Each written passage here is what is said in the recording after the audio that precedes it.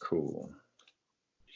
Um, yeah, what did we talk about last time that he missed? We went in. We were on for like 3 hours almost, right? Weren't we? That was epic. I mean, we could have gone for much longer. Just fatigue started to set in, Yeah, that's tired. and Tired. we had to consider the listeners who are like, man, I mean, I don't like them that much to listen any more than 3 hours. Oh man. This area sucks service-wise, and I'm Yeah. even connected to the Wi-Fi. Yeah. Honestly, it's not like terrible. It's not hateful as Bobby would say. Yeah, hateful. I haven't heard that in a while. Yeah, yeah. Shout out to Bobby Skullface. Um, I mean, we can go with it. We can rock with it. I think it's just it's noticeable that you are choppy, but it's not, again, like, I can understand you clearly. You know what I mean? So it's all good. Just a heads up so that you sound a tiny bit choppy. Just letting you know. You know what I'm saying? Okay. We might ask you to repeat things. So there's a lot happening this weekend. Well, Wait, just in general. hold on. Before you get into that, catch Garrett up on what we talked about last week. Man, we talked about a bunch. A lot of it was social shit, really. Oh yeah, that's right. Yeah, we were talking about Jordan Peterson, um, militant feminism. So, What? organically, um, I wish things were organically gay instead of like forced gay kind of stuff. You know what I mean? Yeah.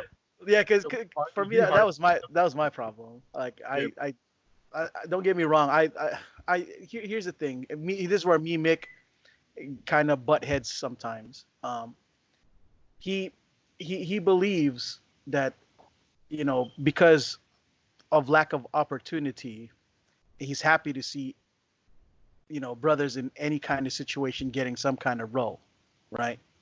My argument is I hate it when people of color end up getting like scraps when we don't need scraps. You know what I mean? Just I'd rather we get something awesome that's on our own and not like scraps. I hate it, and so that people could feel good about saying they check the diversity box. That's what I don't. That's what I hate. I don't like it at all.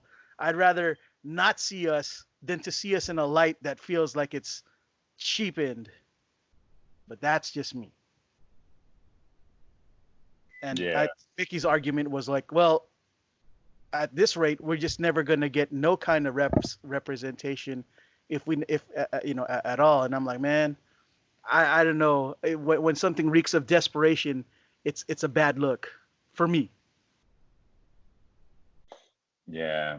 Yeah, we talked about all that kind of stuff. We talked Yeah. about mostly political and social stuff. We hardly touched toys at all. Like we might have mentioned the difference between the Masterpiece RC and the Earthrise RC. I think that was like the only toy thing we talked Yeah. Oh, Yeah, then like I'm glad I the missed it then. about. Yeah. I Because mean, it was if you were in it, Garrett, maybe the conversation would have steered more towards toys, but we got we got sidetracked. Kind of yeah, got sidetracked. yeah. And we got sidetracked, and that track just became like sort of the main third rail at some point. I know pretty much. And at the time, I think also we were like, man, ain't nobody really listening to us these days. They wrote us off, so we just talk about anything. Yeah, We just lost. we lost confidence. I mean, I feel like we lost a little bit of confidence in ourselves. So we're just saying, okay, well, we'll just start with something because. Mhm. And the Green Knight was one of the favorite things that I talked about, I think, last week. Oh yes, yeah, that was nice. The trailer looks really nice, and the upcoming Dune. But let's not rehash the last episode. Let's Garrett, you haven't been on in a while. What's new with you, fam? You said you had a lot to talk about. Let's hear it. So, the last 2 months, I started with this new AC company here. Oh yeah, that's right. Last week was my first week by myself. And god damn was it stressful. So wait a minute. Let me ask you a question. So you initially were you like shadowing someone? Shadowing. Yeah. Yeah, I was like kind of shadowing and like kind of training, because what they start everybody out at is, they call them startups, to where these are houses that are still being built, and I'm the one installing the AC units. Mm, So these are all brand new units in brand new homes. mm, So nice. all I gotta do is wire them up. So it's easy, but majority of the time I'm fixing issues. Like sometimes they're not put together right. Sometimes I gotta fix like some duct work. Mm. Duck work. It's like all the ventilation systems. Oh. Yeah, Like, DUCT, ductwork. Yeah, yeah, it's a lot of fixing mistakes and what takes up a lot of the time. got you. That's what's up. Okay. Shit, man, I wish you were over here on the East Coast. We need a new AC unit for our house, man. We need I like a already whole have new people unit. ask questions about their AC. Wait, say that again. I said I already have people asking me about their AC. Get that side hustle popping, bro. I know, right? Yeah, I'm on the try not to use my AC at all because gosh dang it, they overcharge over here in California I'm sure they on do. Yeah. electricity. Do they do the same thing to you guys where they don't charge you by the additional charge now is depending on when like peak times and shit for energy use? Um, we Well, haven't seen that here in our town, but there are some places in Jersey that do that, from what I understand. We They're, don't. Yeah. they're doing that right here in San Diego where I'm at. It's a mess. I feel bad because like from 4 o'clock to 9 o'clock is considered peak hours. So if you got anything going on, man, you're getting paid. You're getting charged double. So I'm like, Bro, shit. that's San Diego where you got to pay $1 million for like a 500 square foot of house. Like, what you talk about? Agreed, agreed. Now here's the really cool shit about this, right? Like it kind of forced me to have to walk all that time between 4 and 9 o'clock, like try an excuse to not be at the house so I don't use up energy. You know what I mean? So I'm like, okay, I guess I'm gonna go outside and do some social shit. Fuck, I gotta do the hermit shit because if I do hermit shit, it's gonna cost me money. You know what I'm saying? That hermit life, me, me and watching like all my favorite things that's going on YouTube or Netflix or whatever, you know. So yeah, now I'm forced to actually socialize, exercise, make due time until peak hours is over. Yeah, I feel you, man. Do they do that where you are, Garrett? Where they charge for? I mean, because it's hot uh, as shit. this Yeah, is Vegas. Like you need an air conditioning. except in the winter, right? Though, right? Mm, yeah, but you still need a heater. Like at night, it still gets pretty cold at night. Oh, So I you know. That's what I'm saying. I'm like, oh, it's cold over here. Yeah, that's crazy. I mean, I guess you chose a pretty relatively potentially lucrative career path there, Garrett. You know what I'm saying? Especially where you are. Like, And oh it's yeah. also useful in a post-apocalyptic situation, man. Where I in a know. post-apocalyptic situation, we need Garrett, people with technical skills. You know? exactly. He'll I'm, MacGyver I'm us. not looking forward to the summer here though. Oh my God, people are telling me stories already. Like what? Like what? Like how late they usually have to stay out doing jobs. Mm, Did you get paid OT for it though? Well, I in my department at least, we get paid per house. So like each house is a certain amount, and that's how much we get paid per house. But Mm, the more houses you do in a day is how much more you get paid. I see. So you're incentivized to work yeah. real fast to get more houses to add to get paid for. Yeah, and that's my issue right now is because I'm new, it's taking me all day to do 1 or 2 houses. I mean, that's the way it should be for in the beginning. I imagine you're gonna start, developing a good battle rhythm, and you'll be able to do like 7 houses in no time. Yeah, Oh yeah. that's what I was gonna say. Yeah, it sucks now, but like by this time, probably in the next few months, you'll have knocked it out and have a nice workflow. I'm hoping. And then the next thing you know, he's just gonna be buying nothing but fans toys. I know. Well, I am selling majority of my MPs right now. Oh, word? So one of my recent buys were the New Age Seekers. How do you like them? They fucked me up. They're so good that I want to collect just Legends now. If all Legends were like that, Wow. I would do that over MP any day. No, So you're right. Yeah, isn't that crazy how dope like New Age, Iron Factory, like these guys make their legend scale characters better than the masterpiece ones. Like it's insane. Those Seekers are so much better than the MPs. It's not even funny. That's what everybody keeps telling me, man. Like literally everybody says that. So what the new direction of my collection right now is Legend. like, yes, majority of it's going to be Legends, but the only MPs I'll in buying will be just either like the main characters or my favorite characters.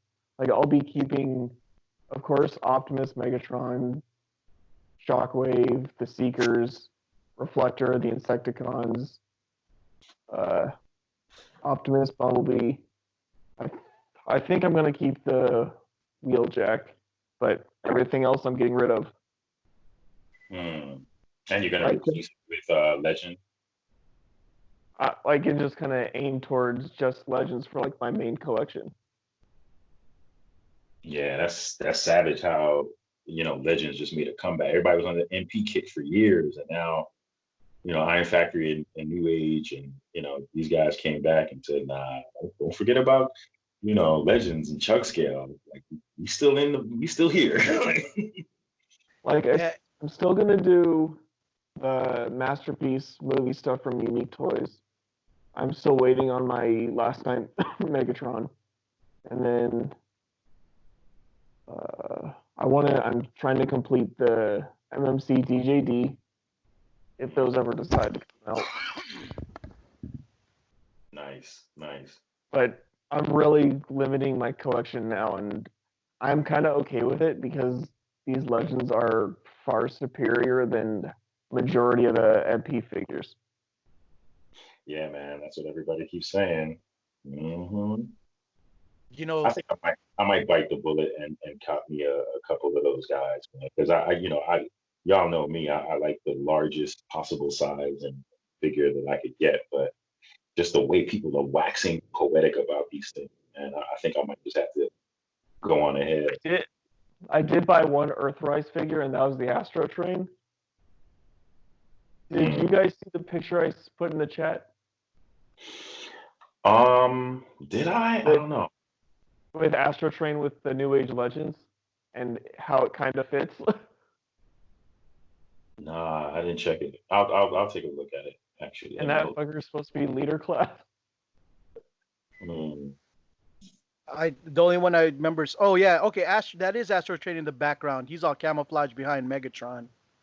And Yeah, but those are the New Age Legends, and that's a leader class that fits with Legends. Oh, this picture. Yeah. Okay. Oh man, he's like way bigger. Yeah. I think that size kind of works though. Yeah, I mean, I guess technically, if Astro Train changes into something that's supposed to carry all the other robots, right? Like, he should technically be bigger. You know what I'm saying? Like visually, he looks way too big, but if we're doing like a more realistic scale, I think it kind of works. Yeah, I can see that. Yeah, it looks like it matches. It looks congruent. So wait, in this picture, right? The Seekers are the only Earth. Well, the Seekers and Astro Train are the Earthrise moons. No, just the Astro Sorry, Train is Astro Train. Sorry, yeah. And then the Seekers are the which one? the Seekers, Megatron, and the Insecticons are all New Age. That's crazy. These things look so good, man. I start to think about, the should have, could have, would have, in retrospect, kind of move on how a collection, how I would want my collection to be. But here's the thing, like, without having supported any of the older shit, none of the newer shit would have been possible. You know what I'm saying? Like, Oh yeah. So, and of course, it's a little bit of sour grapes for me because I done spent so much money on stuff that was so dope in its time, only for 3 years later for other things that are even more dope to come out, and I don't feel like I'm ever gonna finish my collection because we're constantly recycling and selling or trading for the And newer, hotter that's why thing. I can't do the mainline stuff anymore because like they keep coming out with the same characters and they look different almost every time. Yeah, no, agreed. I think it's a foul move, but it is what it is. That's why I'm thinking, for me to at least financially, I'm sticking to just fans toys from here on out. I'm even foregoing like Takara stuff because I could appreciate the fans toys pace. I'm still doing the Fans Toys Superion. For one, I want to see how that turns out, and if anything, I could always sell that and get easily my money back later. Yeah. Yeah. Mm-hmm. So far, Skydive and Silverbolt have been great figures. Yeah, I can't wait to see what their Superion is gonna look like when he's all put together. How because it's their first combiner. Right? They did. Yeah, they I'm did. trying to figure out how those simultaneous. things freaking combine. Yeah, That's the point. they haven't shipped any combining parts yet, right? With any other figures, like no hands, no feet, none of that shit. No, I have a feeling that it's going to be a terrible combiner. Those things I are hope just not. so heavy. I mean, hope like, not. like I think it's going to look dope, but I'm thinking that mechanically, From an seeing how engineering heavy, perspective. yeah, dude, that thing's just too fucking heavy. You know what I mean? You know what I mean?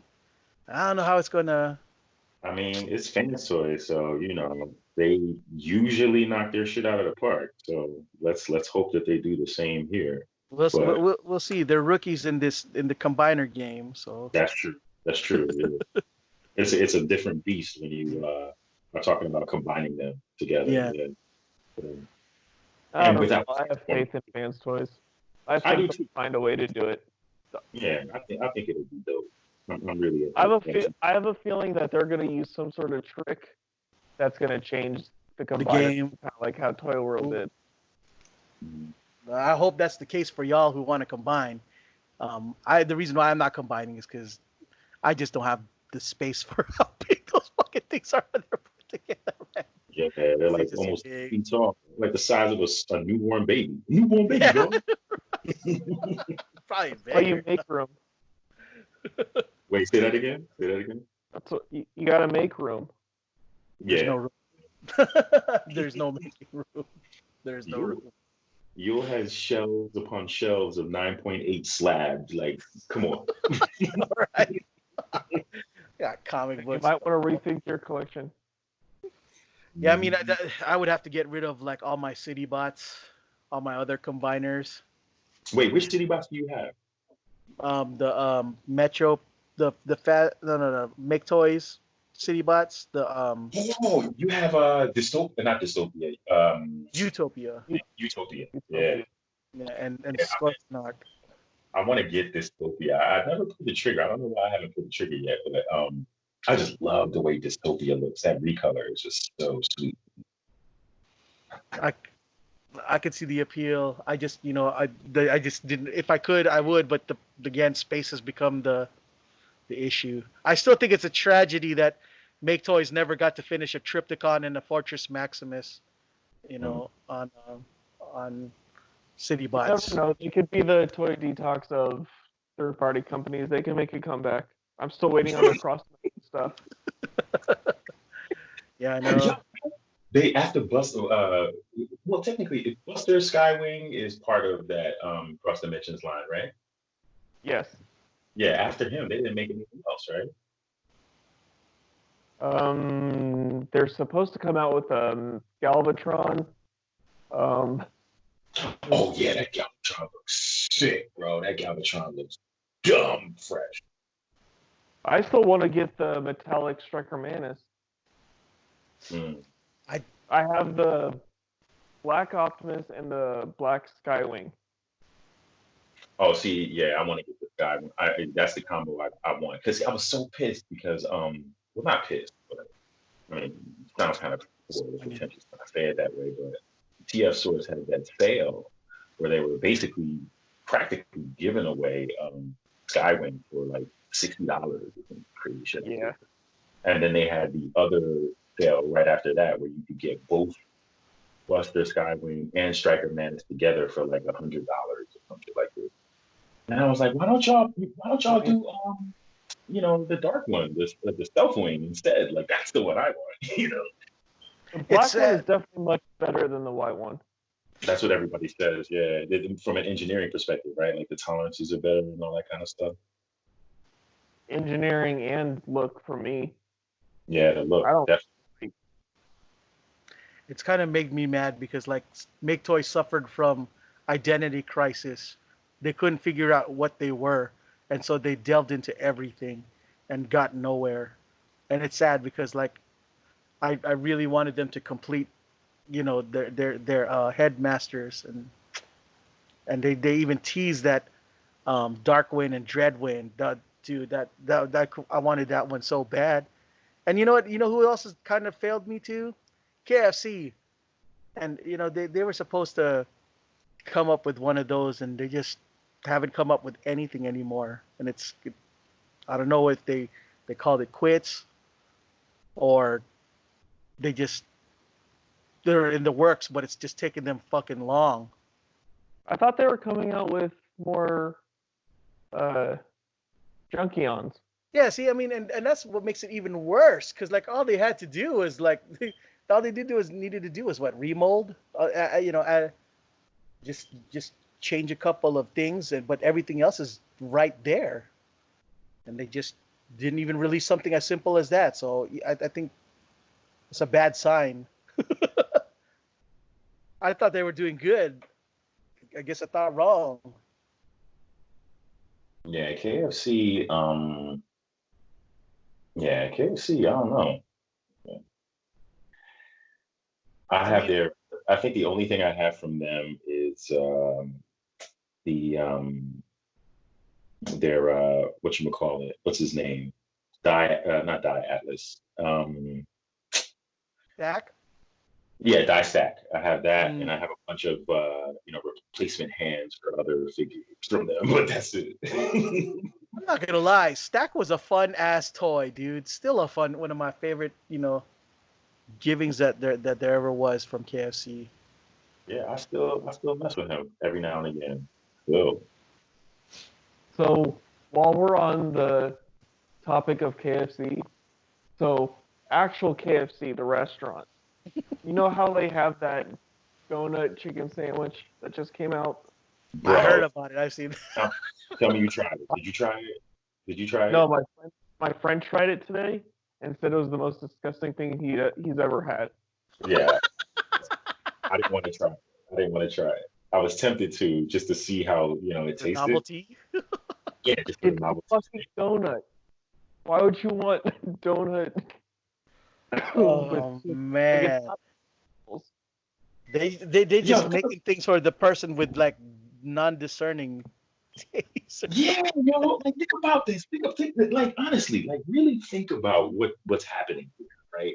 Like these motherfuckers is making a donut sandwich with chicken in the middle, like, and selling it to you. Like they're legit selling you like poor college student like food. Like what? Like KFC hasn't even been that good in a long time. You know, At there. least in my in my area. So here's the thing about KFC, in my opinion, right? Like their food ain't that bad, but it's not something that make me go, you know what? I'm craving KFC. It's more like, man, it looks like there ain't gonna be no other food in the next 30, 50 miles, and I'm hungry as fuck. All right. Yeah, same. There's That's what KFC is to me. there's better chicken places. Like here we have Chick-fil-A and Cane's. I don't know if you guys ever heard of Cane's. Mm-mm. I heard of it, but I've never been to one. Like it's mainly chicken fingers, like really good chicken fingers. But they also have a chicken sandwich that's okay, but they're definitely the best chicken fingers. So it's Out of like chicken. Are chicken Chick-fil-A. fingers like chicken tenders? Yes.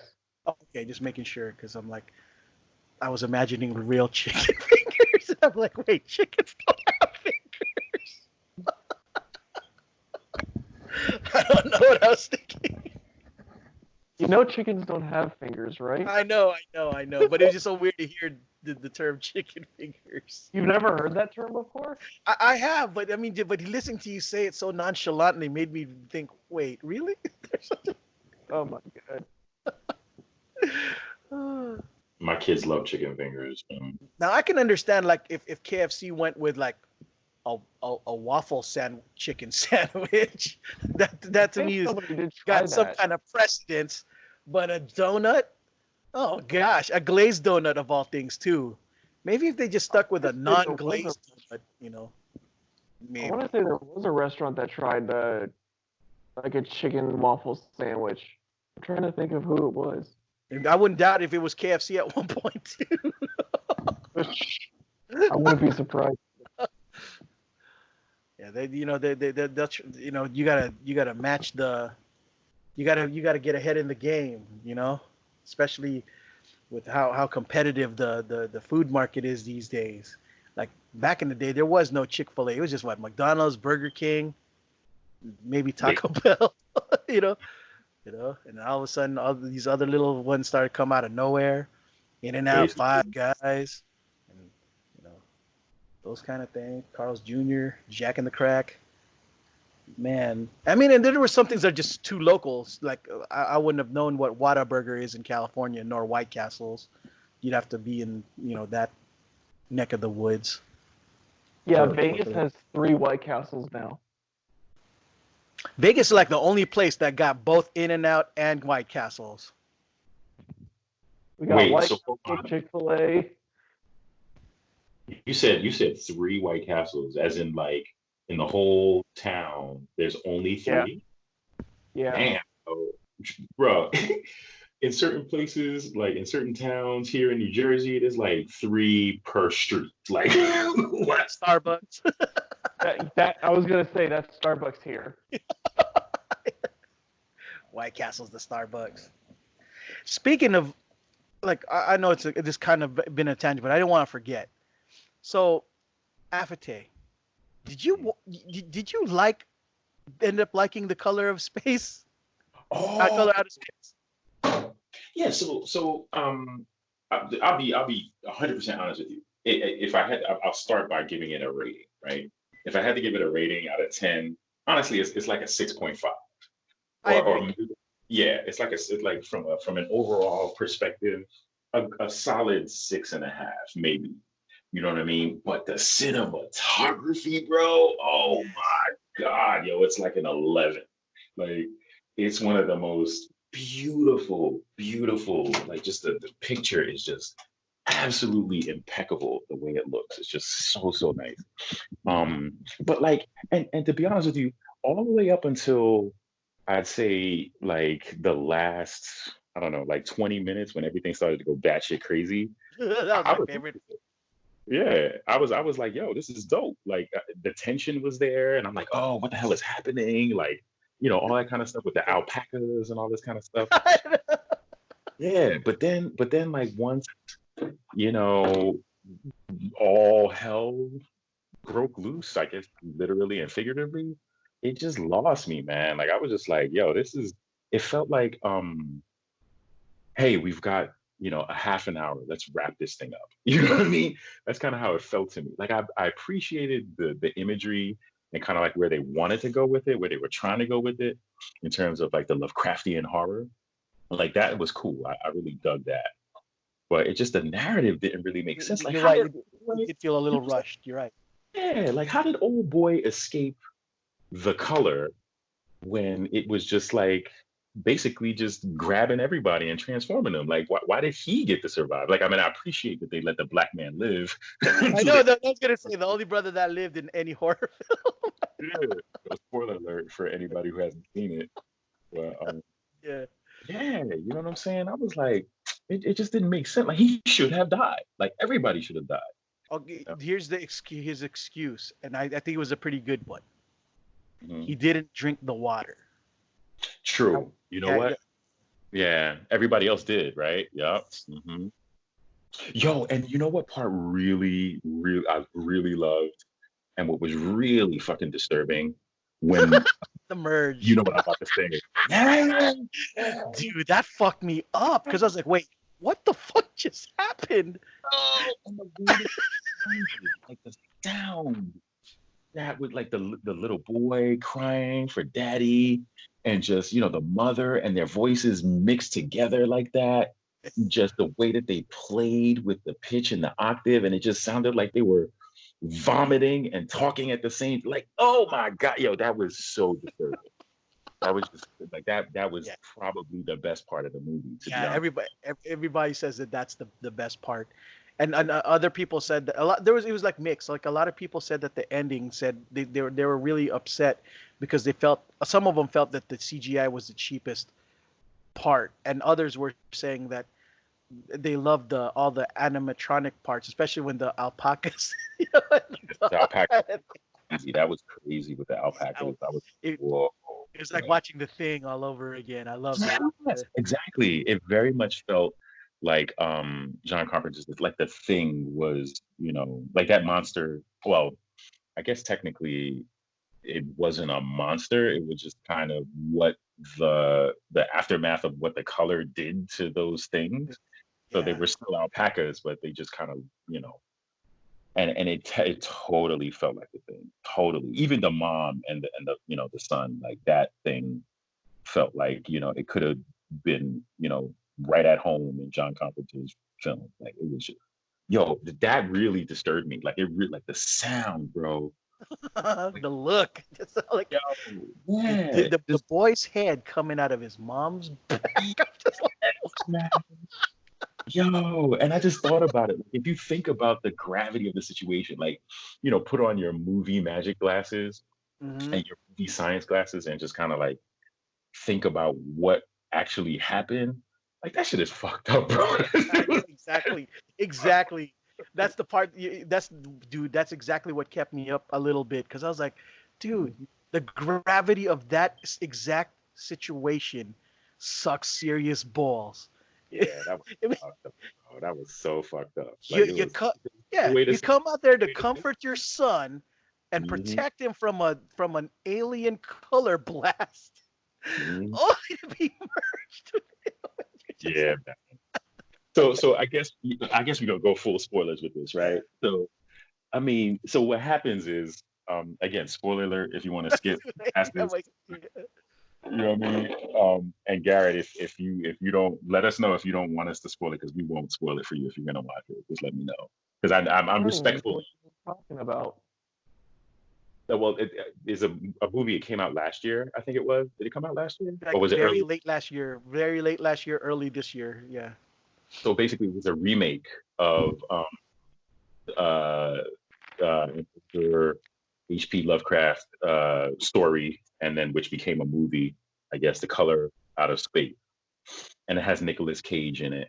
And his character was wild too. Like his character, Yeah. like the way he flipped back and He's a forth. wild person, and when you meet him in person, That's what everybody says. He's kind of like out there, but yeah, his mhm. son used to go to the school my mom works for, Oh so yeah, my mom used to see them all the time.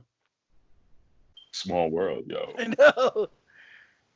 Dude, Nicolas Cage did a real good job in that film.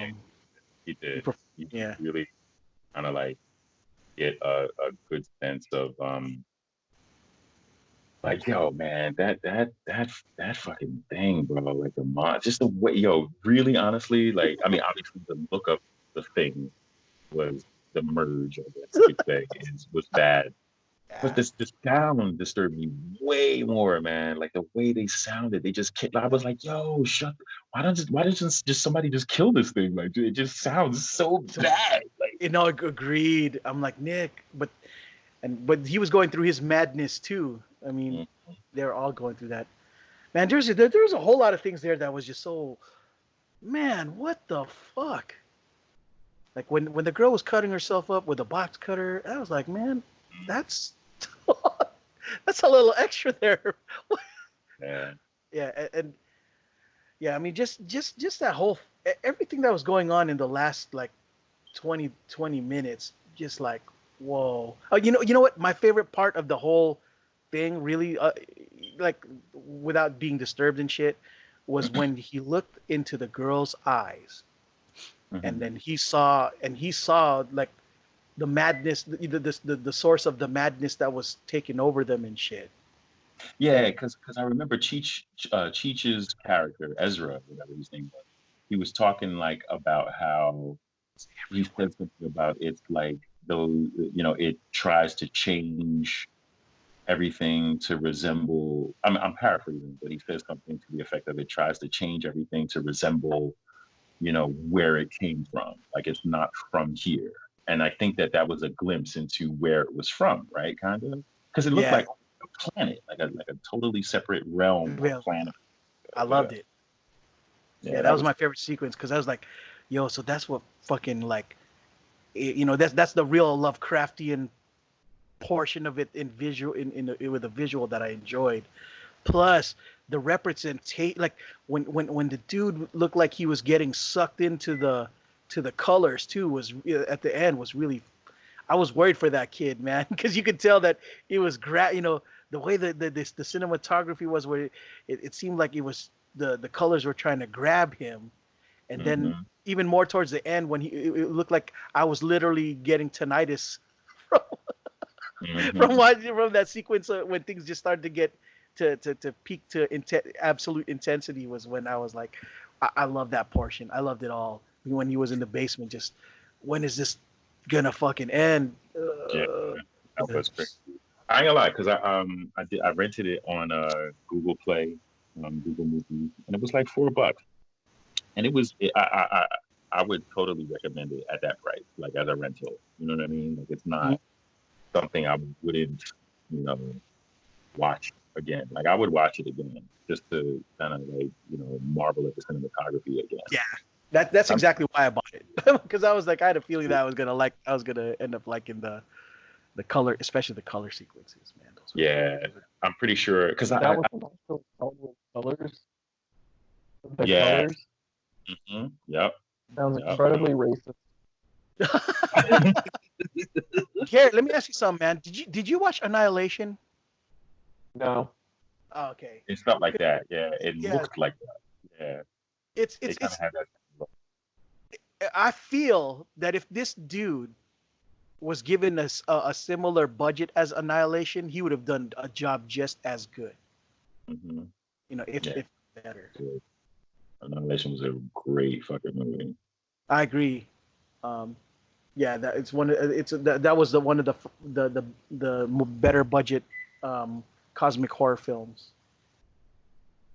And here's the beautiful part about this color out of space thing. It's supposed to be the first in its own cinematic universe of Lovecraftian shit. The next one's supposed to be, I think, the Dunwich horror. Yeah, yeah, that's gonna be interesting because that's more so like cult type stuff.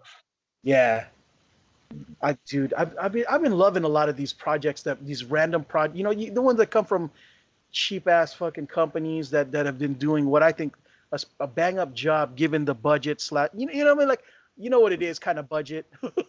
Like movies like The Void, I love that shit. you Yeah, The know Void was dope. The Void yeah, was dope.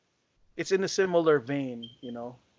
Those kind of movies, fucked up endings, fucked up those A24 films. I love that shit where you could tell they made the most with what they did with a small limited budget. You know. Hmm. Yeah, it's funny that you bring up the void because that kind of felt like Lovecraft too. That it was, man, and an unofficial, and I'll never get enough of that. You could keep making that shit. I'll never get enough of like In the Mouth of Madness, The Void, those kind of films. I just can't. Southern Kane. Exactly. Hmm. I like movies that like just totally fuck with my train of thought and thought process and the ideas of like ancient gods that just make you go nuts. If you think about it, even the movie Yeah, it was very kind of Lovecraftian too. It was a cosmic horror in essence with Pennywise being this presence from an ancient presence from fucking you know afar that causes madness. You know, that very likes to eat yeah. children because their meat is better. Like When what? when it's scared, yeah, it's spicing up. Yeah.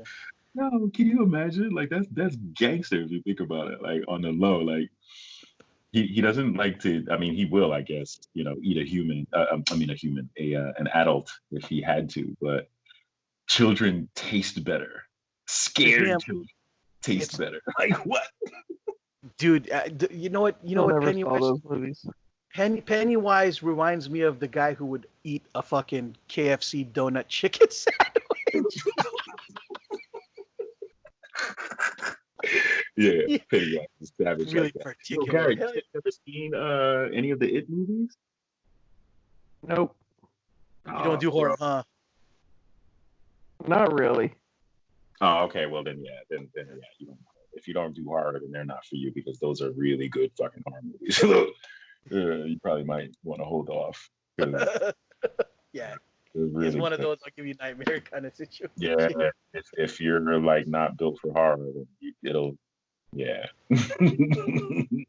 There, I don't know if I've talked about this with you guys before, but one of the movies that fucked me up, that wasn't even really a scary movie per se, but really scary when you thought about it, was Frailty. That movie fucked me up. Frailty. I remember that. Matthew McConaughey, Bill Paxton, remember, and Powers Booth. Oh, you know what? I never actually saw that one. That one, that's the one where he thinks he's like has to fight demons or something like that, right? Yeah, well, okay, yeah. So here's the premise. Like, if you haven't seen it, imagine this. So you have a single. It's just you and your dad and your brother. Because you don't have a mom. Just your mom passed away a while ago, and so this is normal. You guys just living normally and shit, right? Hmm. As normal as you can be back in the fucking late '70s, early '80s. Hmm. And one day, your dad wakes up in the middle of the night, wakes you guys up, you and your brother, and says, an angel came to me and said we had to kill demons. Yeah, but they look like people. Hmm. And do you believe him, or do or what do you do? Like, if you think you're killing people for real, and Yeah, that's I gotta watch that because that reviewed very well. Like that was universally praised, that movie. And I don't know why I haven't watched it yet, but I'm gonna go check that out. yeah, that movie really fucked me up. Like, I literally that and I only remember that and The Exorcist were the only two movies that I remember I ever watched where I could not sleep the night I saw it. Didn't Bill Paxton direct that? He did, he did a great job acting and directing that film. Yeah, he was the lead in the film and he directed it. Right? Yeah, and when you see the little really the real subtle things that he does cinematography wise, you would Hmm. recognize his work for the genius that it is, in that capacity. Um, Hmm. yeah, I mean, even I remember what sold me when they're talking about that movie in the trailers back in the day was even Stephen King found it scary. I was like, oh Yeah, shit, if yeah, Stephen he King gave it. thought that was scary, still. Stephen King, yeah, Stephen King said, yeah, he gave it high praise. So that's I remember hearing about it, and I remember everybody raving about it because that's from like it's like 2000, 1999 Yeah, or something. Yeah. 2000, yeah, 2000, 2001 ish. Yeah, that movie fucked me up. Did not go to sleep that whole night. Yeah, y'all already know what the one horror movie that fucked me up is. Like Is that even a horror movie? As or more like a, I don't even know how to describe you, or torture movie. it's pretty much both, man. That I cannot warn. I can't like. It's crazy. Like I will totally advise that no one see the film at all, and then in the same breath, I would suggest that everybody watch that damn film. Like it's crazy. A Serbian film. Like it's just so nuts. I'm not gonna get into it. Yeah, the depravity. Yeah, the level of depravity does not. God, I probably find it too disturbing to. it's like nothing I have ever. I've watched damn near. Well, obviously I haven't watched Frailty, but I've Frail, watched. Frailty is not the horror movie that you think it is. It's more like a fucked up concept film. Like, man, what how do you decide? Do you narc on your dad? Do you believe him? What the fuck do you do when you're a 12-year-old boy and your dad tells you to fucking, we gotta kidnap these fools and kill these people. Crazy, man. Yeah. Yeah. Yo, speaking of Earthrise, right? Garrett, you only have the one Astro Train, right? Is that the only Earthrise figure you have? Yeah, I almost bought the grapple today, but I changed my mind. How much Yo, should that cost? I'm just curious. How much what? How much does something like that cost? Like the grapple? Grapple was 30. yeah, they're not expensive at all. They're like mainstream price. Like they're not really all that expensive. And yo, I'm not gonna lie, like everything that I've seen so far from this Earthrise line is really fucking nice. Like for a main line, you know what I'm saying? Yeah, they look really good, Mhm. but I just know where my collection's finally going. Yeah, Smaller. great legend. Smaller. Yeah. I'm looking at for the Earthrise line. I'm looking at, well, I don't know if that's Scorponok is Earthrise. That new Scorponok, he's Earthrise, right? Yeah, but I'm definitely getting that Scorponok just because I have the other city bots. But Mhm. I am tempted on the Cliff Jumper though. Yeah, that Cliff Jumper looks nice. I'm really digging um their Cliff Jumper. The Wheeljack looks nice. Um, No, it you, doesn't. I think it looks like crap. you think so? I hate that. I hate that square chest. Oh, you're not feeling the chest. Yeah, I mean, I guess. Yeah, I mean, it's not. It is yeah, that shit is square as hell. Like, yes, it's the best Wheeljack mainline figure we've gotten in a long time, Mhm. but it doesn't look the best to me. I love it. I really, really like. I'm real curious as to the transformation, right? Because it's mainline, so it's probably like really simple. Um, I don't know. I just think it's a really good time to be a collector right now. Like, you know, mainline shit looking, you know, very close to masterpiece in terms of just like quality look. You know what I mean? Obviously, it's not as good, you know what I mean? Because there's like a lot of hollowness and stuff like this. But if you ignore most of that and just recognize that it's mainline, so you're gonna have hollow shins and all that kind of stuff. But just from an overall design perspective, I think a lot of this stuff is really nice. Oh I yeah, think it is. the double dealer, like what? Like I don't even like double dealer, and I'm thinking of copying. That's not even a figure I'm interested in, like the character from a character perspective. And I just think it just looks really nice. I don't know. I'm just I'm easy to please though, so I'm probably not a good. I'm probably not a good judge. People are probably listening like, take this guy's mic away.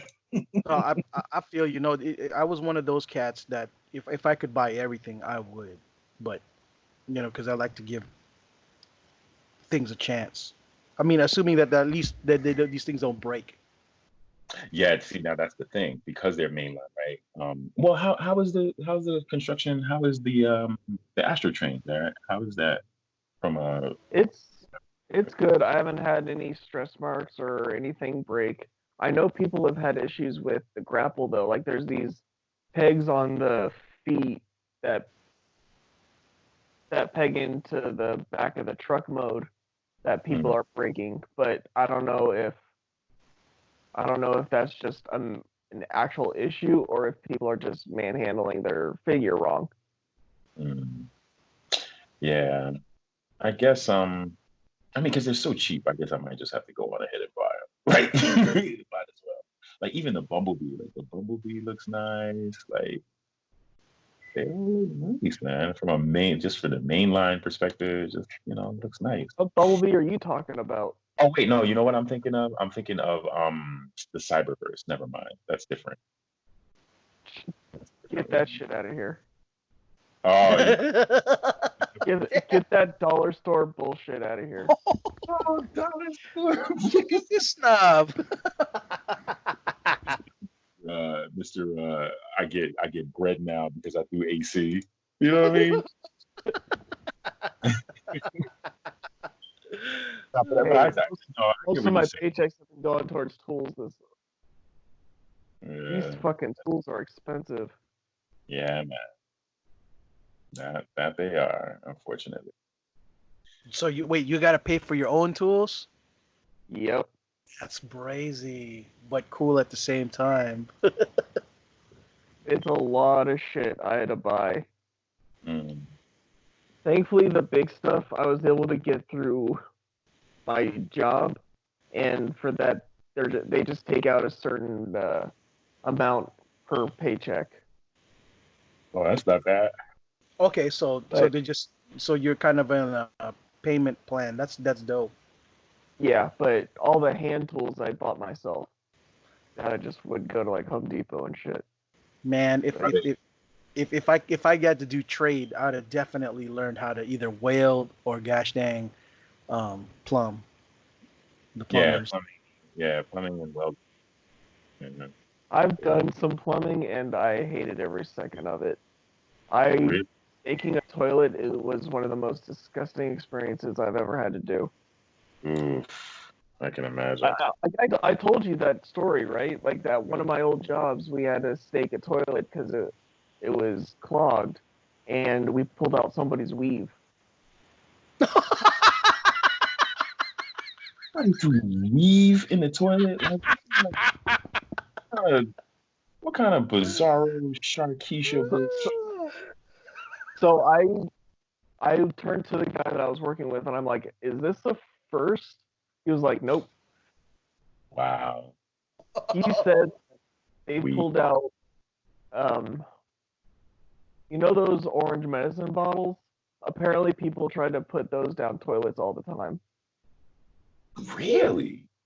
Yeah, How, Sway? Like how? I have no idea, but he's pulled one of those out. He said he's pulled out a tennis ball before, which I don't even know how a tennis ball would go down a drain like that. Wow. Man, you got to do a lot of work to get a tennis ball up in there. Yeah, but I a would weave think so. was definitely crazy. Yeah, I guess some people don't Weave realize. definitely showed what side of town we were on. Some people throw any old thing down the drain, I guess. And yeah, Drugs. we drugs, of course. Yes, I'm pretty sure those are the number one things that um people throw down the drain outside of And the smell alone, it was nauseating. ugh,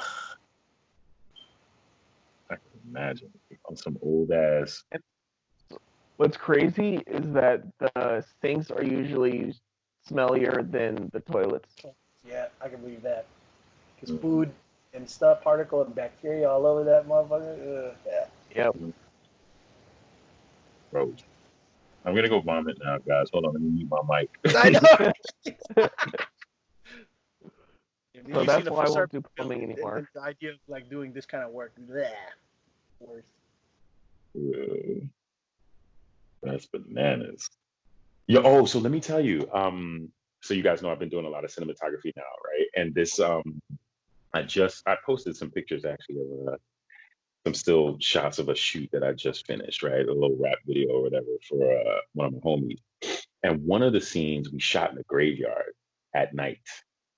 And it was pitch black, like it was super dark, like it was like really, really dark. So, and it was funny too because we were in two separate cars, right? Like I was driving my car, and there was we had a bunch of extras, and they were in the other car.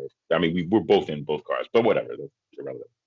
So there, the graveyard, there's an entrance to it, and there's a parking lot in the front of the graveyard, and then you can like kind of just like most graveyards, you can drive into the graveyard itself to get closer to whatever grave you want to pay your respects to or what have you. And so I'm under the impression that we're just gonna park, you know what I'm saying, at the parking lot, and then just go to like, one of the areas on the street, one of the roads, I should say, that are in the graveyard, just real close, like within walking distance. So, the lead car has the talent in it. And so I'm following him, you know what I mean? And then they just kept driving. And I'm like, oh, okay, I guess we're going like deep into this bitch. You know what I mean?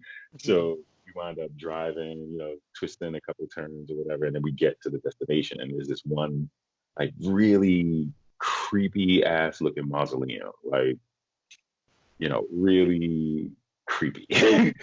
So I'm like, all right, we'll set up here. So, I got my lights out, and I got my little LED lights and all this kind of stuff. And as we had to take maybe like a few seconds of walking from the road to where the mausoleum was. And I was like, damn, well, isn't this how every found footage horror movie starts? you know? And Graveyard. yeah, and so then, literally seconds later, we're all set up. I got my lights set up, the talent is in place, and then I hear a voice, right? Somebody saying, like a woman's voice, like Moses. And I'm thinking to myself, like, okay, there are no girls, it's all guys. Like we had a girl on the shoot, but she was gone already. Like she left earlier. So I'm like, hold up. Maybe my mind's playing tricks on me, whatever. Because I don't believe in ghosts or any of that shit. Right. So, I just wrote it off. Like, I guess, there was somebody around here or something like that. I didn't think it was like a ghost. I thought it was a person, you know what I mean? But they're probably like off because it's not like the graveyard isn't in the middle of nowhere. There are like houses all around, you know what I mean? So I'm thinking it's somebody in the house or something like that. And it's just like Moses, like, and I was the only one that heard it apparently, you know what I mean? Because nobody else, everybody else was just chilling, talking, and smoking a little blunts or whatever. And next thing you know, fucking dog comes out of nowhere, bro. Yo. And when I say that, and I saw like the dog's eyes because the lights were shining off the dog's eyes, and I looked. At first, I was a little startled, like, "What the fuck is that?" But then, like literally, like nanoseconds later, I was like, "Oh, it's just a dog." So, it didn't really bother me or anything like that. I wasn't scared, but I didn't say anything. I couldn't say anything because by the time the dog came into, like, by the time I recognized that it was a dog, because it was running, it was already in view. And I was like, okay, is this dog like gonna attack? You can tell when a dog is gonna attack you, you know what I mean? Like, or when it's just like playful, because like, it just like if a dog is like, friendly or whatever and it's running, it's not gonna, it's just you can tell its teeth are not bared, it's not making any noises, it's just like and this Right. dog clearly was a friendly dog. Like it came up to me and jumped on my front paws on my feet, on my thighs or whatever. And well, the front paws on the thighs happened after what I'm about to tell you. But as soon as the dog came into view, yo, when I tell you, grown ass men, literally, oh shit, boom, yo, that was the funniest thing ever, bro. Like all these dudes, like rapping about how hard they are and I'm gangster. I push weight and I bust shots.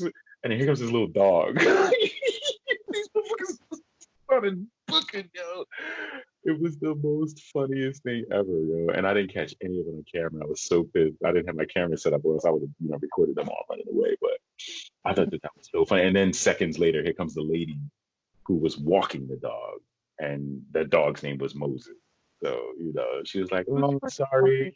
A graveyard. Well, again, the graveyard is bordered by houses, so people live like, and this was I forget what the name of the temple. It was either Dover, New Jersey, or Rockaway. So it's not like where I live in Piscataway. It's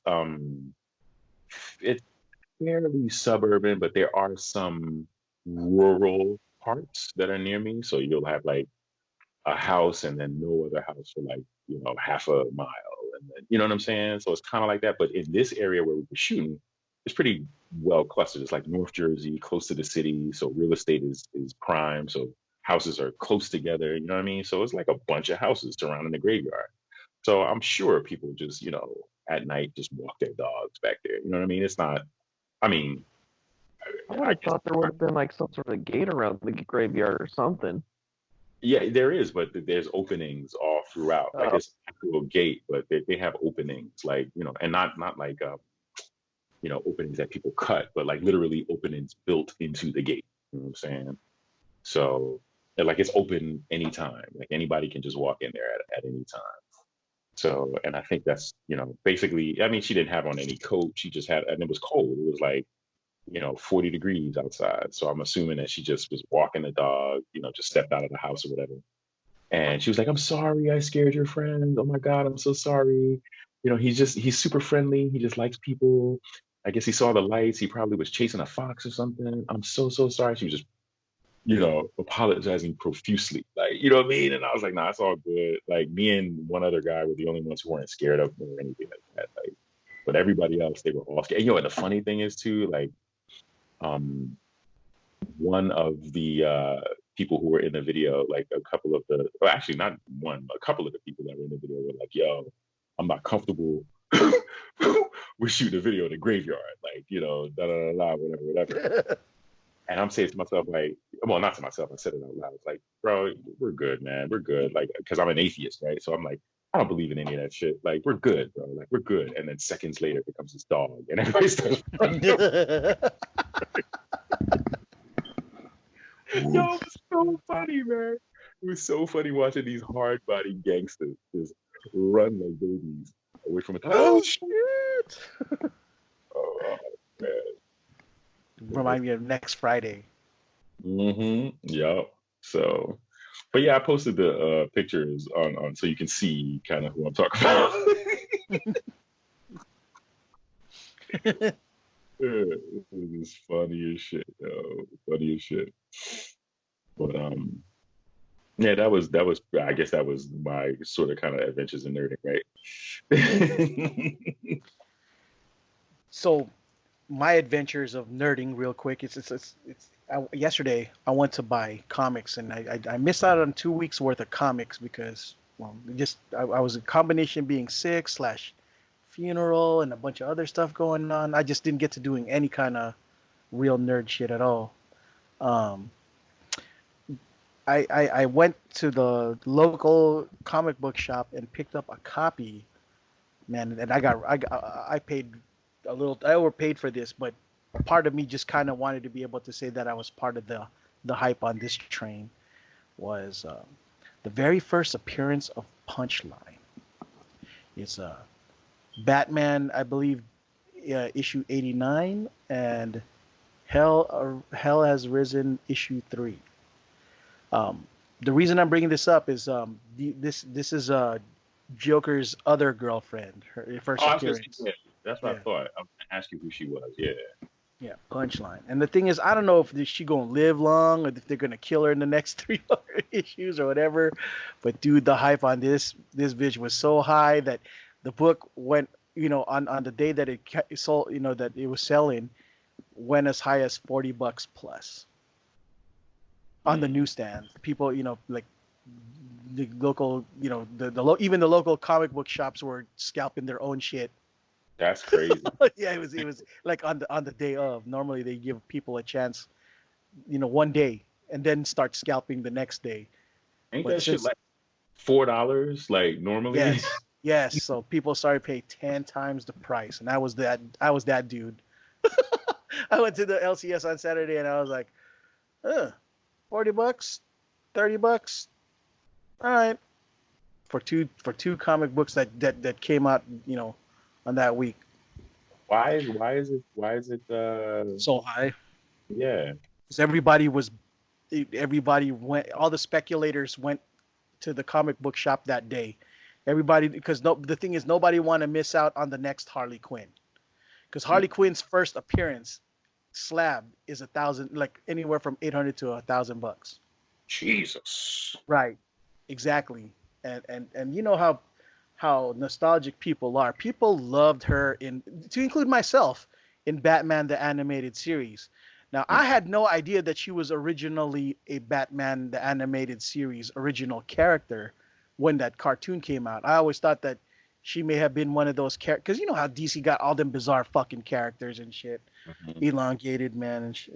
Just a whole bunch of bizarre ass characters that DC be having from way back in the gosh damn 40s, 50s and shit, right? They've been around for 85 years, so Yeah, either way, DC was before Marvel, right? yeah, way before.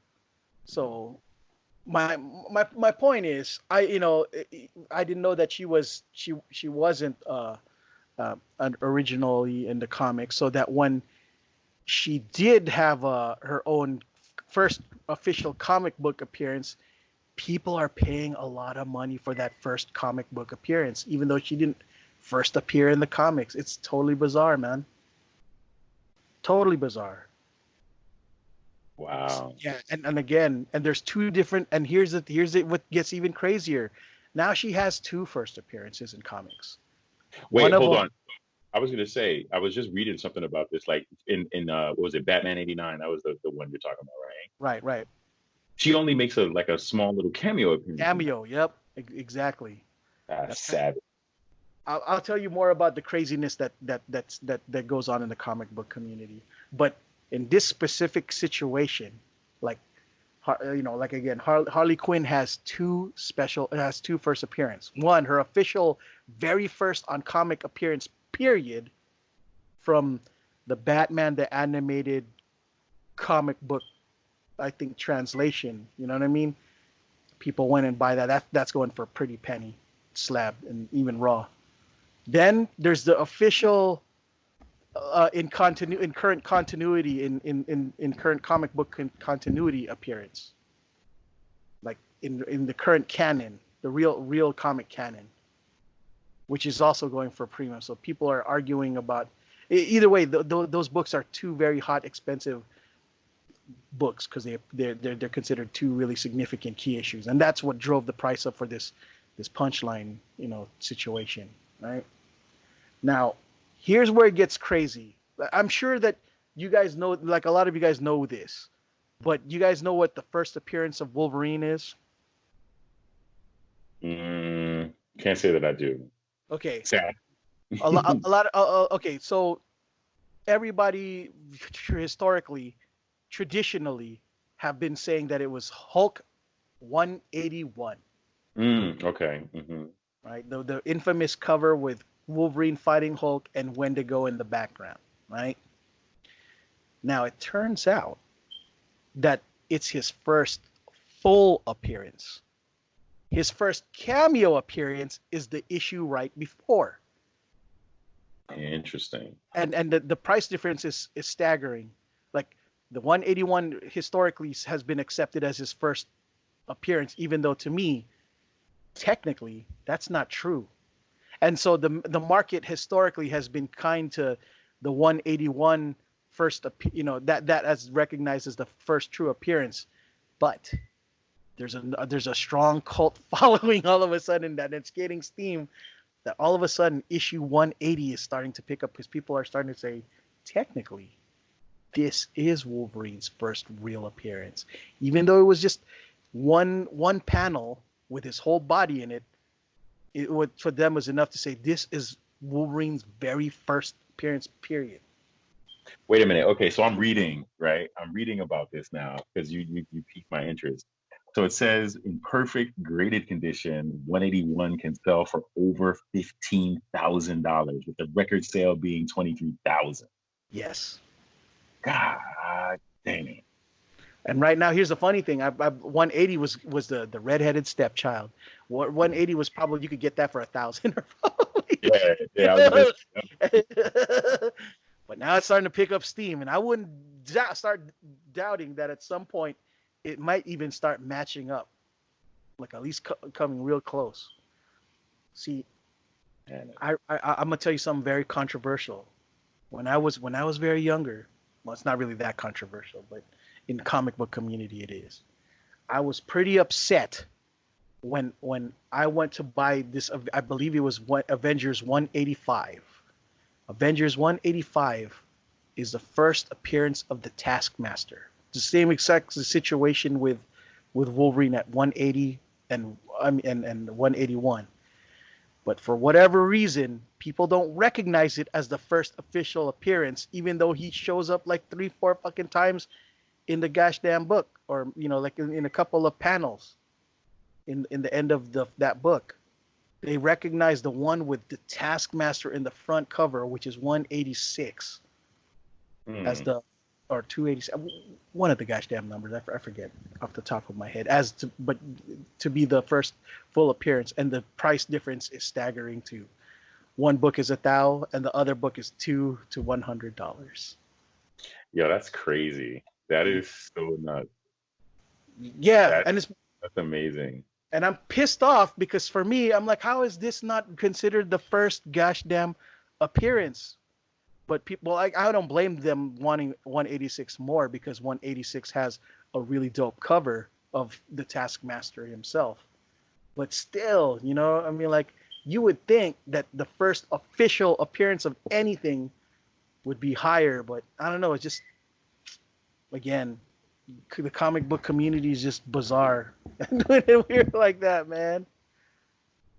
Yo, it's kind of crazy. Like um it's interesting to see how in some instances, right, like comics can perform like the stock market, right, in terms Yeah. of investment quality, especially with like shit like X-Men #1 being like 20 grand or whatever, or actually even more than that, right?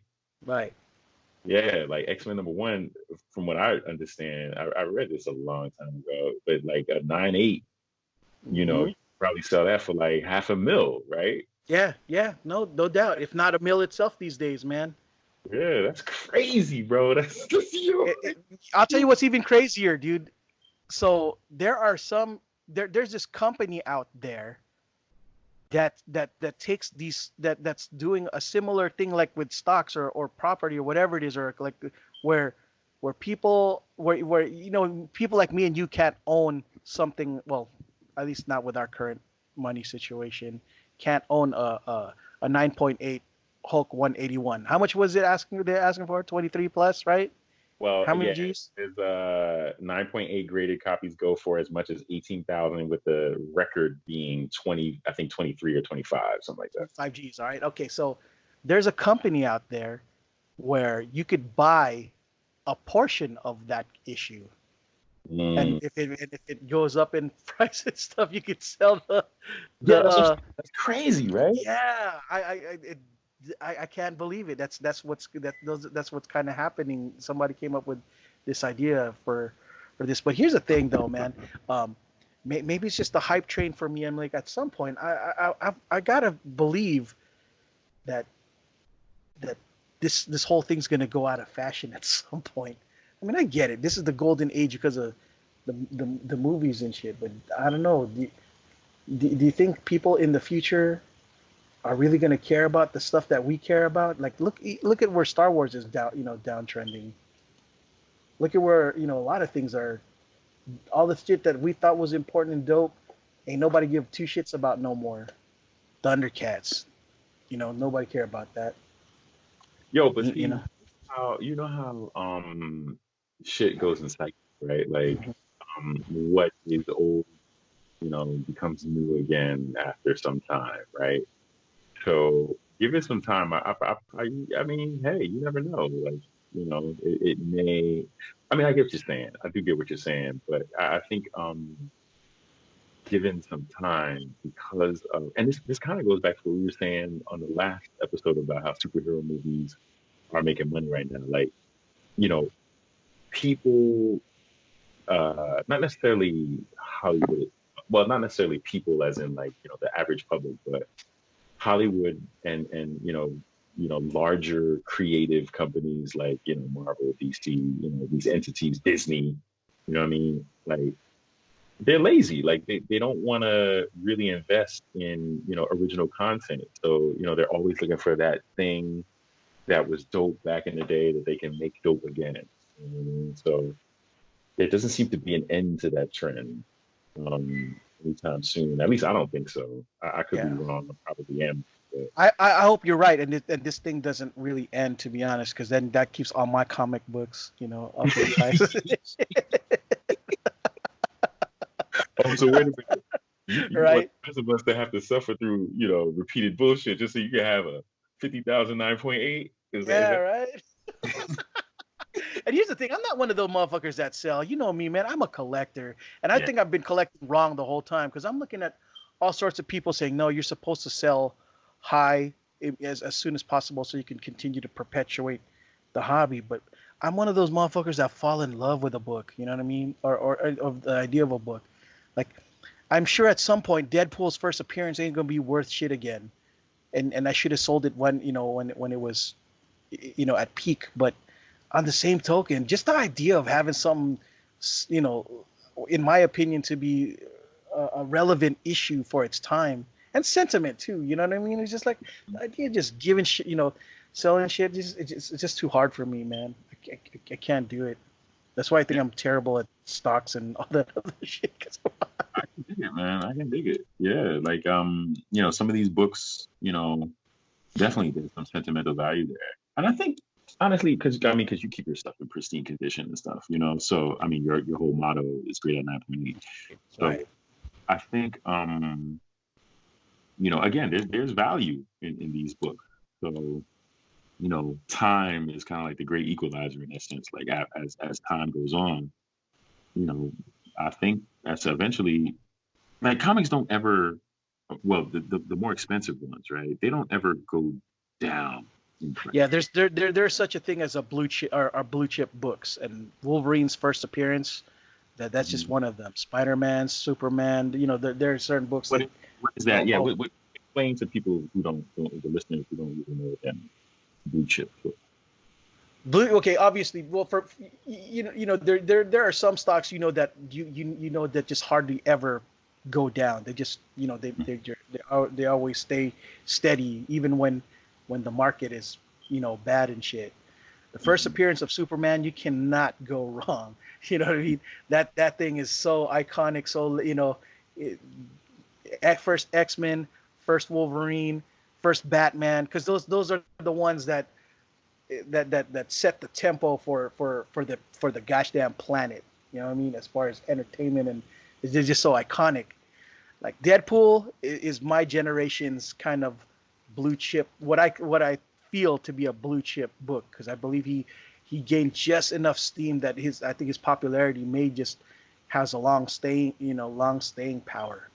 But of course, it'll never be to the same a level of Superman and shit. Absolutely not. But I think there's a generation of people that Deadpool reached to, and that's the sarcastic asshole dick joke generation. You know?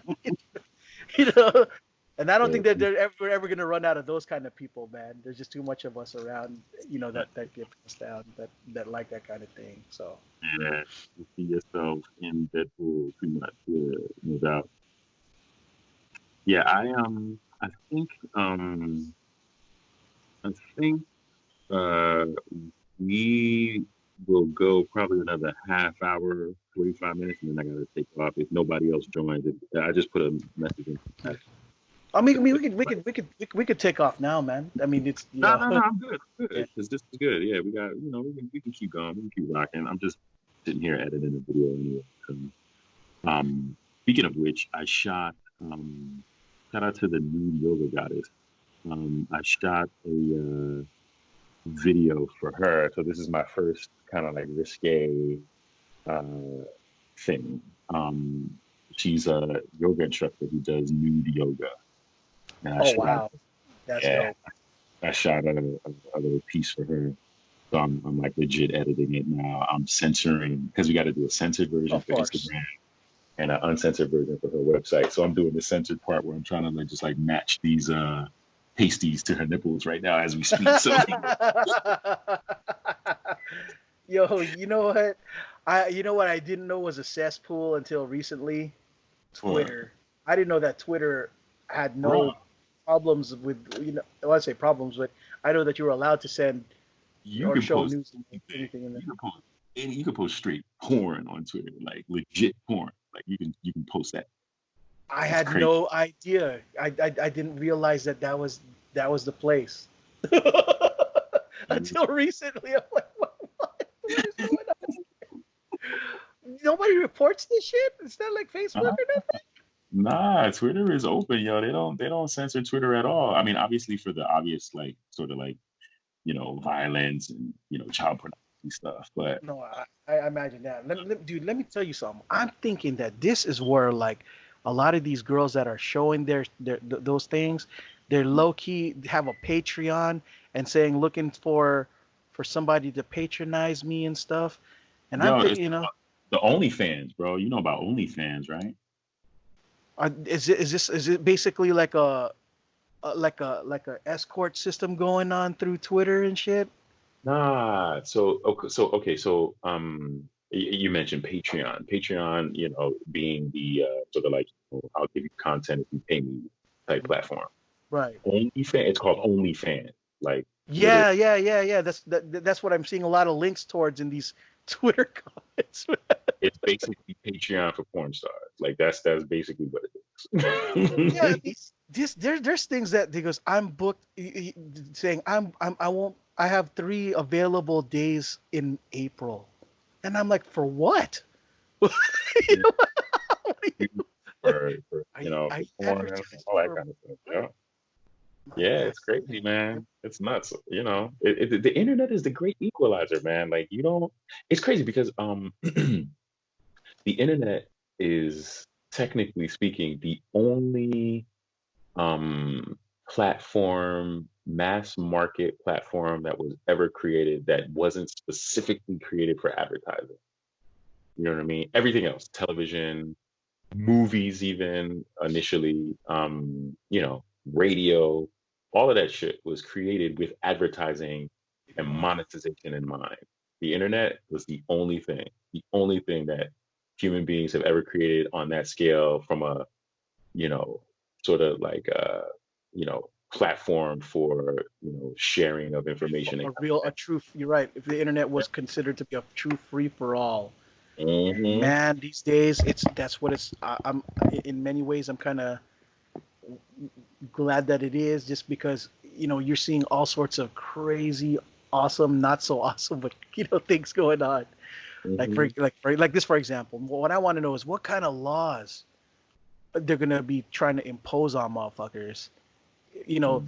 like what because everything that these guys are doing is very gray area. Like it doesn't directly say I'm a whore. I'm, you know, and I'm charging this, and this. All they say like vague shit, like the Constitution. You know what I mean? Like, you know, I'm available for these days. Yeah. You know, You you have to know. be very careful in your wording and all this kind of stuff. Ugh. Yeah. Yeah, I'm trying to figure out how how at some point these people get cracked down on taxes slash all this other stuff, and if there's even laws, what if they're international? You know what? You know what? It's just like it's very post-apocalyptic on in the internet right now. Kind of is. Yeah, it kind of is. And I think that's one of the reasons why we had such a huge push back in the, well, I say back in the day, but it was like last year with the whole net neutrality thing. You know what I mean? It was like, these companies are realizing, well, they realized a long time ago that They They need to can't make control it, money. otherwise, because ain't nobody gonna listen to them no more. Because I know we ain't. Yeah, you can't control the shit. Like it's literally like, a free for all. Like anybody can go on the internet and make money and get popping. So And you know what? I wish it is. I wish it was exactly as you said, the great equalizer, the one that, that just takes these rich monopoly having motherfuckers out of the, out of the get their equation. legs off, man. Because Yeah. I was just listening to this one brother recently on the Breakfast Club. I Mhm. forgot his name, but it was some brilliant shit. He was talking about how civil rights and all this other stuff is just, intellectual masturbation. That's the very first time I even heard of that term. Blew my mind. He goes, yeah, no, a lot of people in college, like to talk about this, and this and this, but none of it's practical. None of it's, actually helped, really helped anyone. It's just cute things to think about versus, um, I think this guy said that he used to work for the government and that he's tried to write policies during during the civil rights era, especially during affirmative action, specifically geared specifically for to help give black people power, money, that kind of thing. Mhm. And it was just again, that was just some mind blowing ideas that came out of this guy. I wish I had the link so I could show it to you. I forgot what that brother's name was. Either way, it got me really thinking about, yeah, you know what? Uh, there's a lot of people that do a lot of talking, and thinking about these great ideas, but with nothing in place to actually, do anything to fix the To make the what's going on. mm, And he said straight up, basically, he straight said that there is no one, not even Barack Obama, not Kamala Harris, no, they are not gonna fix black people's problems because it's the antithesis. Them saying that is just an antithesis to the way the system is put in place in the first place. that's facts actually. Mhm. That's facts. Like yeah, somebody posted a meme on my timeline, uh, not on my page, but like in the actual timeline where it was like Charlie Brown and Lucy in a classroom, and Lucy was basically telling Charlie Brown, nobody, the people who have you under their control are not going to give you the educated tools to empower yourself. Like something to that. I'm paraphrasing, but that's kind of what it said. And I was like, you know what? Technically, that is a correct statement. But like again, well, I shouldn't even say technically, like legit it is. You know what I mean? Because that's very true. But at the same time, it goes back to what I was saying before about the internet being a great equalizer. That information, pretty much, all that information is available to anyone now. Like we live in a time, bro, where like you have more information at your fingertips in your pocket than literally any other human that ever lived before you. You know what I'm No, saying? now the problem is for people like us is trying to figure out, because we as people like us who did scholarly shit, is trying to discern which information in the internet that's out there that's legit and not legit. Exactly. You know what I mean? Like it's Like just what like people it's were like saying about the Twitter outrage versus real outrage and shit, right? yeah. I mean, if out I believe that this outrage does kind of exist because enough people are out there talking Hmm. about it. You know. That's Um, fact. oh yeah. By the way, the dude's name was Dr. Claude. Um, Oh, Claude Anderson? yes, Claude Anderson. That dude. Yeah, I wish I had more time to had listened to that entire Breakfast Club, but it was a whole hour and some change to commit to, and I was like, man, I got a lot of things I had to do. I'm gonna probably finish that one up because yeah, what he said to me, I found to be quite profound. Hmm. Yeah, Claude Anderson is that dude. I follow him. Um, some of the things he says are like really profound. Yeah, like you said. You just, I mean, I'm like, it's a very, see, one of the things that I like to hear, um, is, well, one of the most powerful things that I've heard somebody say was, you have to understand the condition that you are in order to improve the situation you're in. Mm-hmm. Mm-hmm. Otherwise, otherwise, you're just not gonna be able to fix nothing if you don't, you just lack self-awareness or understanding of where, what's really going on around you. How can you fix the problem if you don't know what the problem is? In other words. Yeah, exactly. And this one of these dudes that I've been listening to is talking about how he believes that a lot of these woke people are a bunch of, just all they are just shit starters without an end game. And Mm-hmm. I mean, I understand. I feel that it comes from a good, that some of these woke ideas come from a good place, but Mm-hmm. on the same token, a lot of it does look like starting to look kind of hypocritical. You Mm-hmm. know, the guy calls out Colin Kaepernick, saying, this guy doesn't have an end game, and he works for and the reason why he's never going to play in the NFL because he's being marketed as a martyr, even by Nike itself. Mm-hmm. And Nike isn't exactly. I mean, how could you be woke and have and work for Nike, and be okay with sweatshop labor from that place? And that could be wrong, and maybe it's just us thinking that that's what Nike does in places like China, but I don't know. Is it true? Has conditions really changed, or I don't know. It's just, to me, it's just the assumption of from history and shit. That's a very good point. That's a very good point. Like, does Nike still do slave labor, or is that just us, you know, Yeah. thinking that they do? Yeah, and if so, who isn't actually using it? That, you know what I mean? So, like, what are people? It's hard to stand on on a on a soapbox, when it's made from China and shit.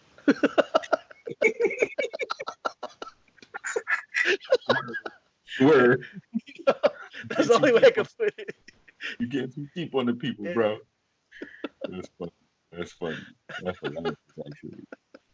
It is That should hilarious. be the name of the episode: Chinese soapbox. Oh, say no more, fam. Say no more. I'm about to. Yep. Let me write this down. Hold on. Let me open up Notepad in my text editor. What you call it? On my Mac. Okay. Episode 101. What are we calling it? Chinese Chinese soapbox. soapbox.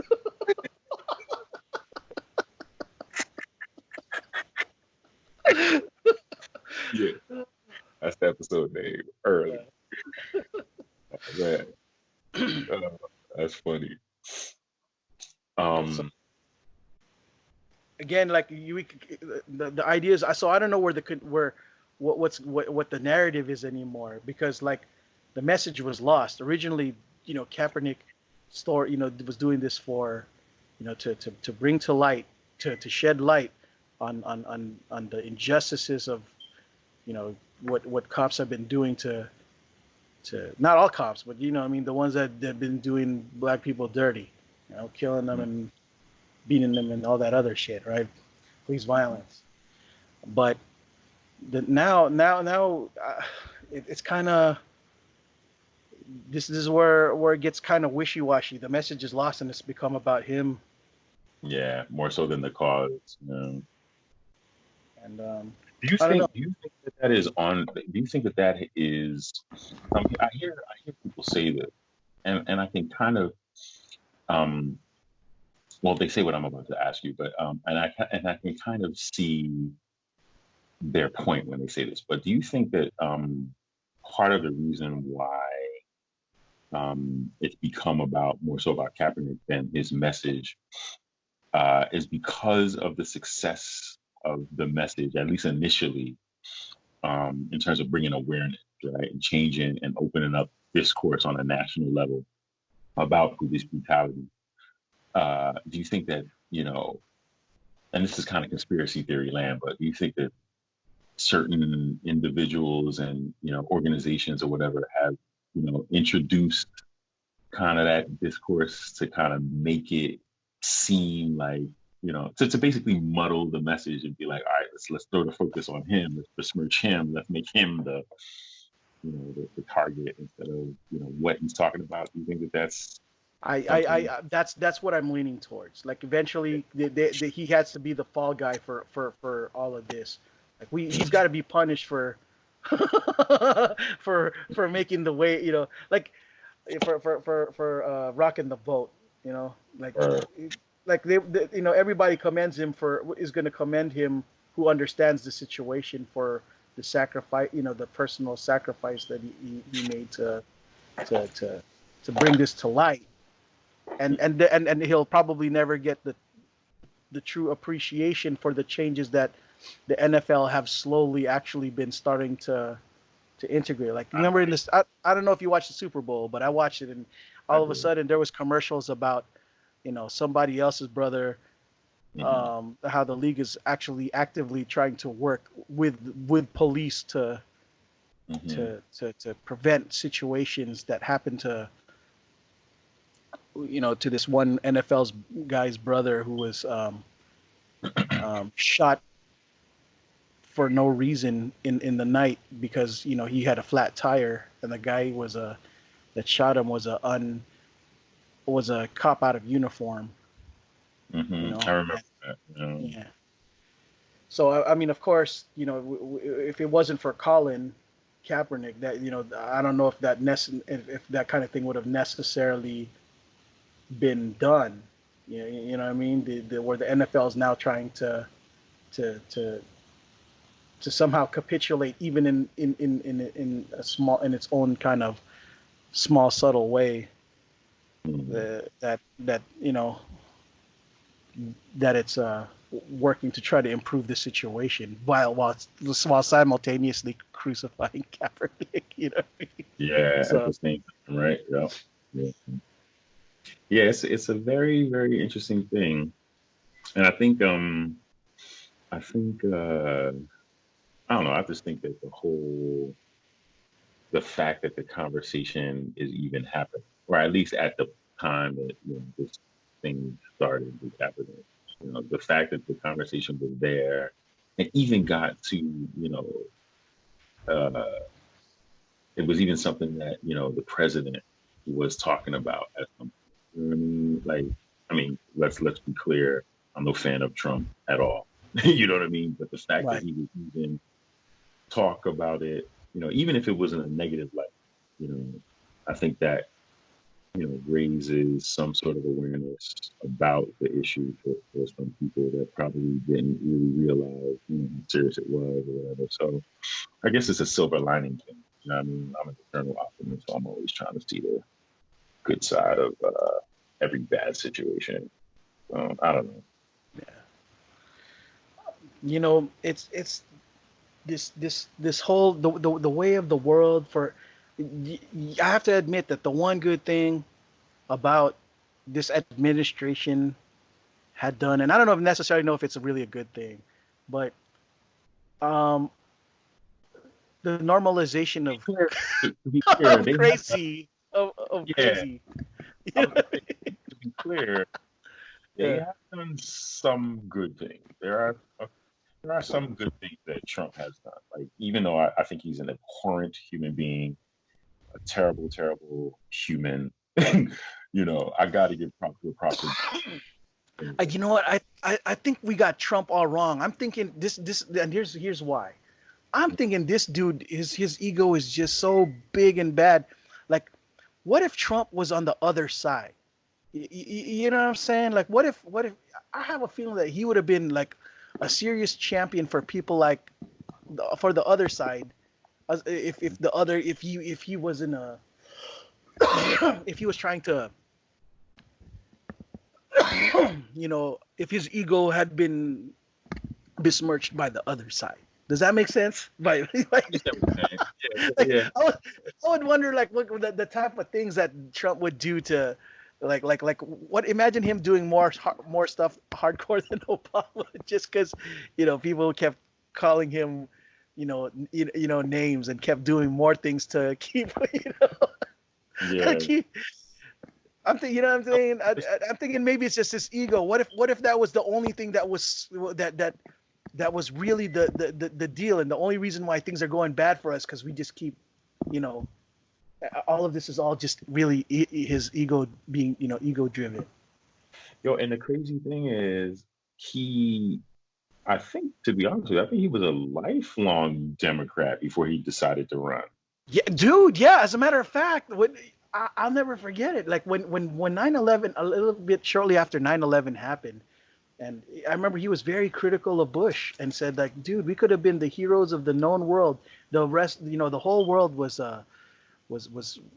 ready to support us, and somehow Bush found some way to mess all of that up. And I was like, man, this dude's making all kinds of sense. Trump is spitting. Yeah. But this was back in the day.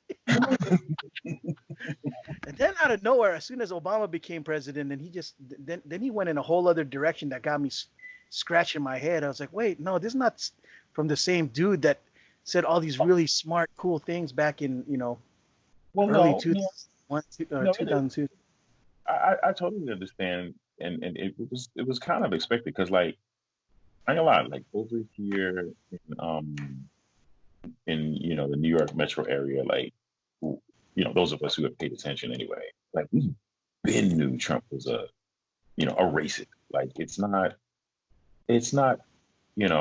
anything new to any of us who have been kind of paying attention to him in any capacity.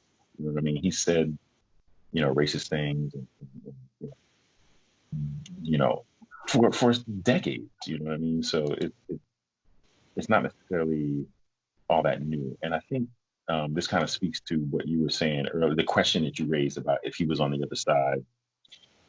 I think if it was, again, yeah, you're right, his ego is a problem. But then the fact that he's also a racist and he lied, like, Yeah. he would lie to you to your face about what your name was. like, yeah. That didn't happen. Yeah. Kidding me. That's just a hoax. That's fake news. In fact, those things weren't in the picture, then yeah, I could see, him being a champion for, the liberal, right, I guess. But I mean, that's it seems to be part of his nature. Like, I mean, look at his father was a grand fucking wizard. You know what I mean? So, like that. Yeah. So, I don't know. And if any of the listeners have any problems with the way I'm talking about Trump, you could eat a dick. Like, I don't care. Honestly, I'm not. For me, I just become real jaded with politicians in general. But dude, yeah, this guy really takes the cake in like blatant corruption. Oh my gosh, he getting away with all kinds of crap. I'm just like, wow. Yeah, and he's untouchable. He's always been that way. Even back in the day in New York, like he's always been pretty much untouchable. Yeah. So this is not news either. But did you see Teflon Don, him and John Gotti? Yeah. Recently he pardoned like a whole bunch of people. Yes, that's all these people, all of his buddies, all of these people who are supposed who need to be punished. To the core, all these people were corrupt to the core, and he pardoned them all. This motherfucker's building the Legion of Doom in real life. I know, right? You know what I'm saying? Like, what the hell? I know. And a lot of the people on the right, I can't believe, like, in good conscience that that they're okay with this. But yeah, I mean, we've got 4 more years. Trump is going to be president for another 4 years. I get it. But it's all right. We didn't die. But did you die? Did you die?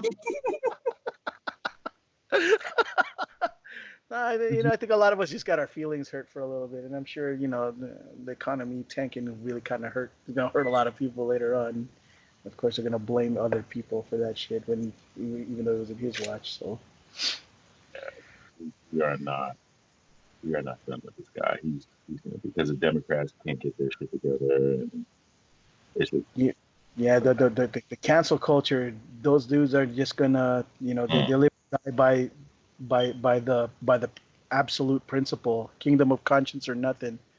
And man, I'm like, dude, you can't.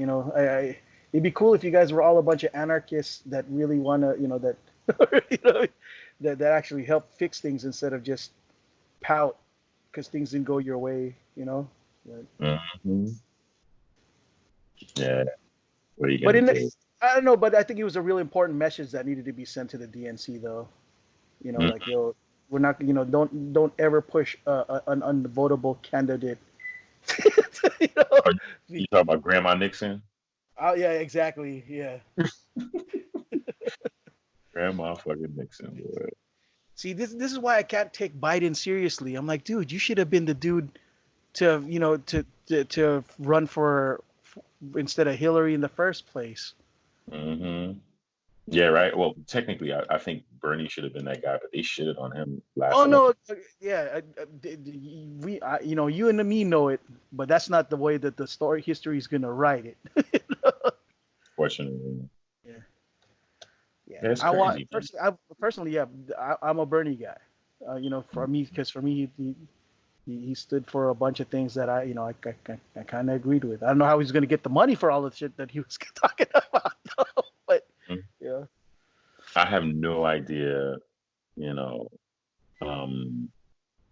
like, I think he's pretty much the only one in the running on the Democratic side who can beat, or even has a chance, like, against Trump.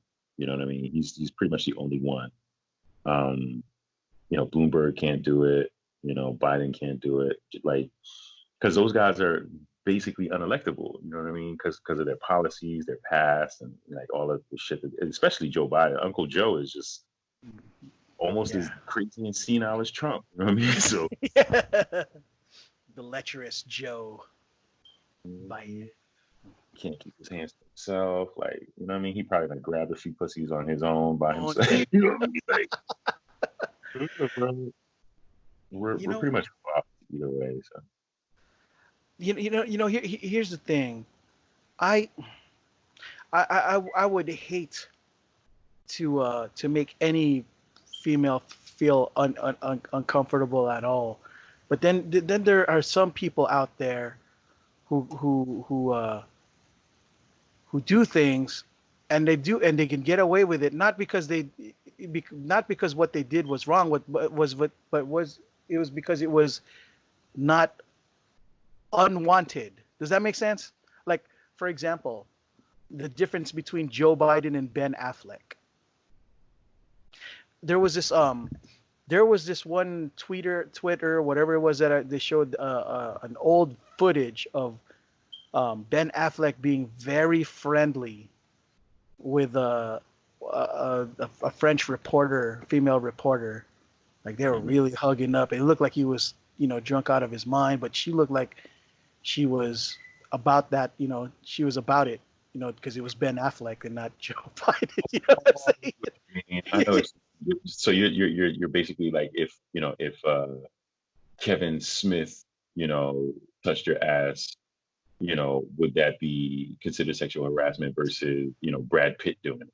Right. I mean, but the thing is, I'm thinking, with certain people, they just know when it is that it when the behavior when it's being reciprocated.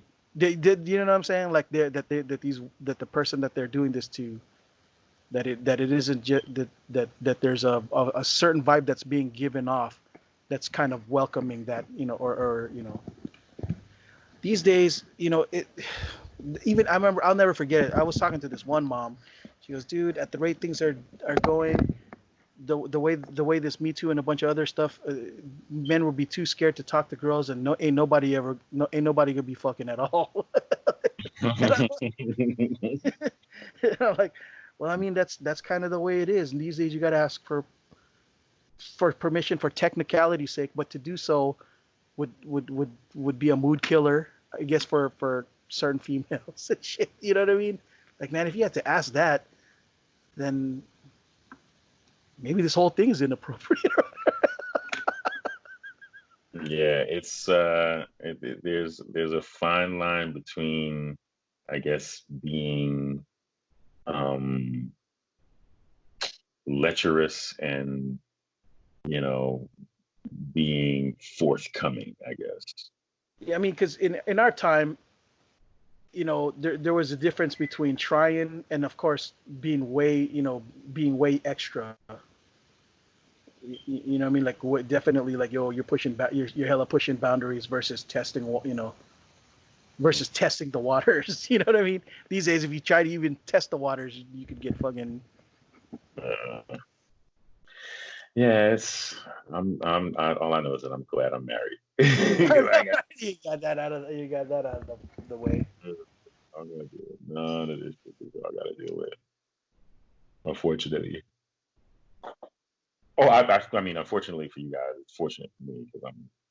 Right. No, agreed. At any rate, I imagine that your 30 minutes is up. Oh yeah, I totally forgot. Yeah, because I'm vacation. Yeah, we'll take it down now. I guess we'll shout out to Garrett. Garrett had to dip off a little early because he's got to get up and make money. So Do some houses and shit. Get them cold. Ice cold. uh, so we will have episode 101 Chinese soapbox up in a couple of days. For the three fools that still listen to us, we love you. Yeah, shout out to our three fans. That's right. And yeah, that's it, man. Be safe, y'all. I'll catch you on the rebound, man. You too, my man. Hey, brother, have a good night, man.